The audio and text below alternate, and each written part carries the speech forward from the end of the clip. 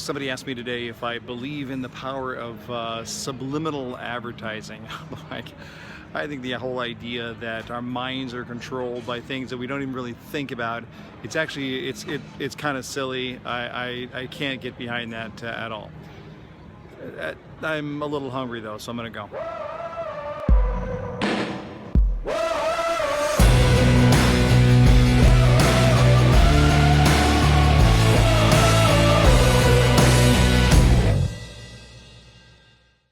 I just got off the phone with a manager here who was asking me a question about hiring. They got to hire a couple of salespeople, and they've not had a great string here. They're sort of on a soft streak in regards to who they've been hiring and how well they work out. And here's my advice. When you're looking to hire somebody, you want to hire character first. And what specifically in the character are you looking for? Well, you look at those things that are most consistent with the idea of a great salesperson. And to my mind, there are really three things that you look for. Number one, you look for achievement drive. I can teach you a lot of things. I can't teach you achievement drive. So you look for somebody who's got a lot of internal motivation. Number two, you look at positive energy. Because once again, I might be able to pump you up a little bit here and there, but if you don't have that inherent positive energy bringing to the table, boy, you're never going to be successful in the world of sales. And then number three is coachability. How much is a salesperson willing to listen to you, to be willing to adapt and to understand that there is room for growth, and how hard will they work along those lines. So those are the big three that I look for: achievement drive, positive energy, and coachability. You show me those three things in a salesperson, and I will make them a great salesperson. Give me a little time if you can give me those three character traits.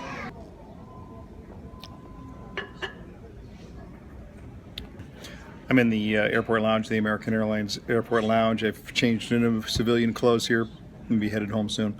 But I'm in this lounge, and I pay $500 a year to be in this lounge. Some people might look at it and go, man, I don't know. I mean, look, it's not like there's no seating out in the terminal, and yeah, it's loud, but you can put headphones on. But I'm sitting here in a nice, comfortable chair with my feet up. I'm on a chair that looks like this. It's nice and bright and airy, and mostly it's quiet and away from the disturbance. Is it worth it? How do I justify the money? I can only do it emotionally. I can only do it by how I feel. I can only do it by that sense of I'm going to splurge on me a little bit, because traveling is tough. So I'm going to splurge on me. I'm going to tap into my own emotion. And I want to suggest to you that that's exactly the way it works for you and for your customers. There's only so far you're going to get on the logical side.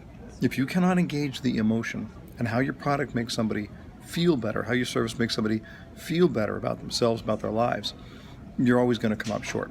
So sell on that emotion. It's more powerful than the logic. Hey, I just got a call from the Hyatt place. I stayed there last night here in Dallas, and I left my iPad. I was reading in bed, and I fell asleep, and I left my iPad on the bed. And they just called me, and it was great, because they said, oh, we're so glad you called. And they called me. I didn't realize I had done it. They called me, we're so glad you called. We have your iPad. We want to make sure we can get it to you as quickly as possible. And I gave them my FedEx account number on it, and they're going to ship it to my house, and it'll be there tomorrow. And the thing that I loved about it is that it's one thing to go out of your way and to try and figure out how to take care of a customer when you screwed up.